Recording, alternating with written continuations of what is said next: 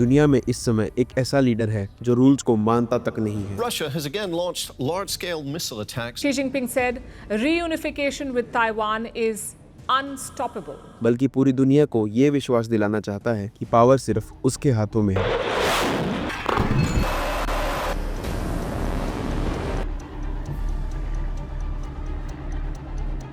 मैं बात कर रहा हूँ डोनाल्ड ट्रंप की।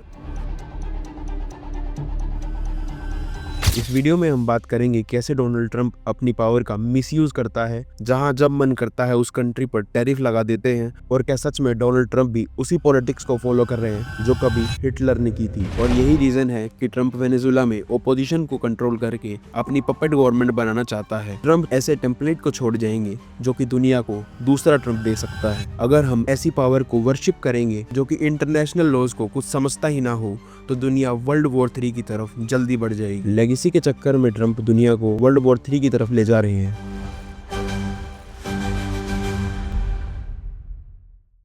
वैसे तो ट्रंप स्टार्टिंग से ही काफी डेरोगेटरी वर्ड्स और नेगेटिव स्पीचेस का यूज करते आए हैं, और इस वीडियो में भी हम काफी चीजों पर बात करने वाले हैं। लेकिन मेनली ये सब कहानी शुरू होती है 2019 से, जब ट्रंप ने ऑफिशियली कैमरे पर ग्रीनलैंड को फोर्सफुली एक्वायर करने की बात की थी। We are going to do something on Greenland, whether they like it or not. और ग्रीनलैंड को फोर्सफुली अपने अंडर लेने की बात ट्रंप काफी बार कर चुके हैं। We need Greenland very badly. If we don't do it, Russia or China will take over Greenland, and we're not going to have Russia or China as a neighbor. लेकिन अब आप सोच रहे होंगे कि ट्रंप इतने ऑब्सेस्ड क्यों है ग्रीनलैंड के साथ, एंड व्हाई ओनली ग्रीनलैंड। इसके बेसिकली 3 मेन रीजंस हैं।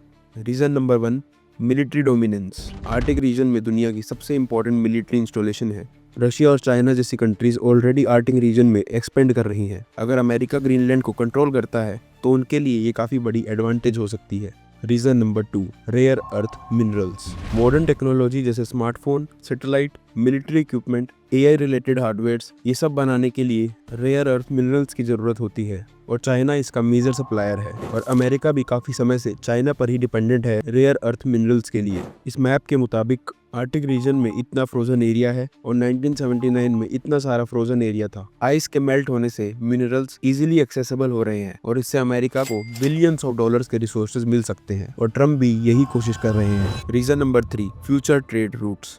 आर्टिक रीजन के मेल्ट होने से न्यू शिपिंग रूट्स खुल रहे हैं, और जो इन रूट्स को कंट्रोल करेगा वो आने वाले टाइम में वर्ल्ड ट्रेड को भी लीड कर सकता है। और यही 3 मेन रीजन है कि ट्रंप ग्रीनलैंड से इतने ऑब्सेस्ड हैं। ट्रंप महान जरूर बनना चाहते हैं, लेकिन डिप्लोमेसी से नहीं, डोमिनेंस से। और यही पैटर्न ट्रंप के हर मूव में देखा गया है। जस्टिन ट्रूडो, जो कि कनाडा के प्राइम मिनिस्टर हैं, ट्रंप ने मल्टीपल टाइम्स जस्टिन पर जोक्स क्रैक किए हैं, और उनको खुद का गवर्नर तक कहा है, और कनाडा को अमेरिका की 51 स्टेट कहा है। ट्रंप ये सब जोक्स इसलिए क्रैक करते हैं क्योंकि आज के इस सोशल मीडिया के टाइम पर वो ये चीज सबको क्लियर करना चाहते हैं कि मैं बॉस हूँ और तुम सब मेरे सबऑर्डिनेट्स हो, और सब मेरे मूड पर ही डिपेंड करता है। और ट्रंप के इस मूड का एग्जाम्पल हमें 2025 में ही देखने को मिला। ट्रंप का एक फेवरेट वर्ड है जिसका यूज ट्रंप जब मन करता है, जहां करता है, वो करते हैं। Tariffs, tariffs, tariffs, tariffs. अभी चाइना पर टैरिफ, यूरोप पर टैरिफ, मैक्सिको पर टैरिफ, और लिटरली इंडिया पर भी। कुछ ही टाइम पहले नरेंद्र मोदी खुद अमेरिका गए थे, वो भी ट्रंप के लिए कैंपेनिंग करने। तब ट्रंप ने इंडिया और मोदी की काफी तारीफ भी की थी। Today, Prime Minister Modi is the tremendously successful leader of this vast Indian republic. लेकिन ट्रंप ने बाद में अपना असली रूप भी दिखा दिया। India, very, very tough, very, very tough. Prime Minister just left. He's a great friend of mine, but I said, you're a friend of mine, but you're not treating us right. They charge us 52%. Trump ने Canada को 100% tariffs की धमकी भी दी है।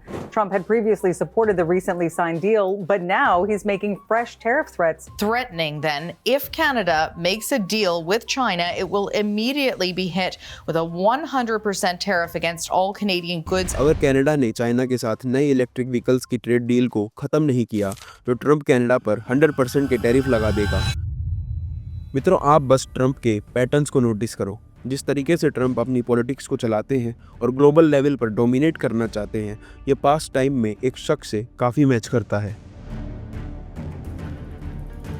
America का इस तरह बाकी कंट्रीज पर टैरिफ्स लगाना सिर्फ ट्रेड पॉलिसी नहीं है। ट्रंप इससे इनडायरेक्टली कहना चाहते हैं कि अगर मेरी बात नहीं मानोगे तो टैरिफ्स पर टैरिफ्स लगते रहेंगे। Money to us is in the form of tariffs. That's a lot of money. Trump एक फॉर्मूला फॉलो करते हैं। किसी कंट्री को टारगेट करो, टैरिफ्स की धमकी दो, अगर वो कॉम्प्रोमाइज ना करे तो टैरिफ बढ़ा दो और इस चीज़ को रिपीट करते रहो जब तक वो कंट्री सरेंडर ना कर दे। लेकिन ट्रंप की एक खास आदत है, वो हमेशा कोशिश करते हैं कि ब्लैकमेलिंग ना लगे। वो हमेशा एक महान इंसान की तरह खुद को प्रेजेंट करना चाहते हैं और कुछ ऐसा ही हुआ था जब यूक्रेन और रशिया वॉर के बीच में ट्रंप ने जेलेंस्की को अमेरिका बुलाकर इंटरनेशनली टीवी पर ह्यूमिलेट किया था। Don't tell us what we're going to feel. You're in no position to dictate what we're going to feel. You're gambling with World War III. You're gambling with World War III. No, you've done a lot of talking. Your country is in big trouble. I know. You're not winning. You're not winning this. Trump ने past में काफी बार बोला है कि वो Nobel prize के हकदार हैं, क्योंकि ट्रंप का कहना ये है कि उन्होंने बड़ी बड़ी वॉर्स तक को रुकवाया है। Wars, Obama got the Nobel Prize. He had no idea why. He still has no idea. He walks around, he says, I got the Nobel Prize. Why did he get a Nobel Prize? I settled 8 wars, big ones.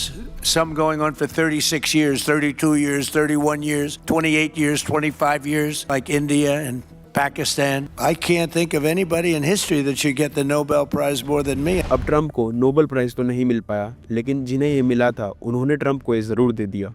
आपकी जानकारी के लिए बता दूं कि ये lady Venezuela की opposition leader है और रिपोर्ट्स के मुताबिक ये पीस प्राइज मिलने से कुछ दिन पहले ही ट्रंप के ऑर्डर पर यूएस मिलिट्री ने वेनेजुएला के प्रेसिडेंट को रातों रात उन्हीं के घर से उठा लिया था। अभी तक ऑफिशियली ट्रंप सपोर्टर्स और वेनेजुएला की ओपोजिशन पार्टी का कहना ये है कि मडुरो एक डिक्टेटर था और ट्रंप ने ऐसा वेनेजुएला में डेमोक्रेसी लाने के लिए किया है। Early today, at my direction, the United States Armed Forces conducted an extraordinary military operation to bring outlaw dictator Nicolas Maduro to justice.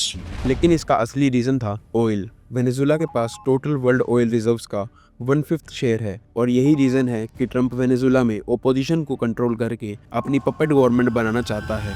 US ने मडुरो को कैप्चर करने के बाद वेनेजुएला की ऑयल फील्ड्स पर क्लेम कर लिया है। मित्रों, ये सारी चीजें ट्रंप के अमेरिका फर्स्ट डोमिनेंस का एक परफेक्ट एग्जाम्पल है, जो ये बताता है कि ट्रंप अमेरिका के इतिहास के सबसे बड़े पॉलिटिशियन बनने की कोशिश करते हैं और इसके लिए वो लिटरली कुछ भी कर सकते हैं। मित्रों, ट्रंप ने खुद अपने मुंह से काफ़ी बार बोला है कि वो लेगेसी बिल्ड करने में बिलीव रखते हैं और ट्रंप के पास अपनी लेगेसी बिल्ड करके दुनिया को शो कराने का ये आखिरी मौका है, क्योंकि अगर यूएस के अंदर कोई 2 बार प्रेसिडेंट बन जाए तो वो तीसरी बार इलेक्शन भी नहीं लड़ सकता और इसलिए ट्रंप अपने बचे हुए 3 सालों में वो सब कर सकते हैं जो दुनिया ने कभी सोचा भी नहीं होगा और ट्रंप की यही चीज़ें हमें वर्ल्ड वॉर 3 की तरफ भी ले जा सकती हैं। लेकिन इसके बावजूद भी कुछ कंट्रीज ऐसी हैं जो जानते हैं कि ट्रंप सिर्फ खोखली धमकियां दे सकता है और छोटी कंट्रीज पर ही प्रेशर बना सकता है। इसका परफेक्ट एग्जांपल है चाइना। जब ट्रंप ने चाइना पर टैरिफ लगाए तो चाइना भी पीछे नहीं रहा। चाइना ने भी वापस अमेरिका पर डबल टैरिफ्स लगा दिए। रशिया ने भी ट्रंप को इग्नोर कर दिया जब ट्रंप ने रशिया को फोर्स किया कि वो इंडिया और चाइना को ऑयल ना बेचे। यूएस के प्रेशर के बावजूद इंडिया और चाइना रशियन ऑयल के सबसे बड़े खरीदार बन चुके हैं, क्योंकि अब भी बहुत सी कंट्रीज ऐसी हैं जो कि जानती हैं कि ट्रंप उनका कुछ नहीं बिगाड़ सकता। रशिया, चाइना और इंडिया उनमें से एक है। लेकिन हमेशा की तरह ट्रंप को ये चीज़ों से कोई फर्क नहीं पड़ता, क्योंकि ट्रंप जैसे लीडर को खुद के अलावा कोई सही लगता ही नहीं है। ट्रंप एक ईगो ड्रिवन पॉलिटिशियन है और ये एक क्लियर वार्निंग है। अगर हम एक ऐसे लीडर को नॉर्मलाइज करेंगे जो कि प्रॉपरली ईगो ड्रिवन है और ऐसी पावर को वर्शिप करेंगे जो कि इंटरनेशनल लॉज को कुछ समझता ही ना हो, तो दुनिया वर्ल्ड वॉर 3 की तरफ जल्दी बढ़ जाएगी। चॉइस हमारी है, ट्रंप की नहीं, क्योंकि ट्रंप तो 3 साल बाद अपना करंट टर्म कंप्लीट करके चले जाएंगे, लेकिन वो एक ऐसे टेम्पलेट को छोड़ जाएंगे जो कि दुनिया को दूसरा ट्रंप दे सकता है। और जब पावर्स रूल से ज़्यादा ईगो से चलने लगे तो नुकसान सिर्फ एक कंट्री का नहीं, पूरी दुनिया का होता है। इसलिए बाकी दुनिया को ये बताने के लिए कि ट्रंप क्या क्या कर रहा है और आने वाले टाइम में क्या क्या कर सकता है और आगे दुनिया कैसे वर्ल्ड वॉर 3 की तरफ जा सकती है, इस वीडियो को अपने दोस्तों के साथ ज़रूर शेयर करें। आप अपनी सोच कमेंट्स में ज़रूर बताइएगा।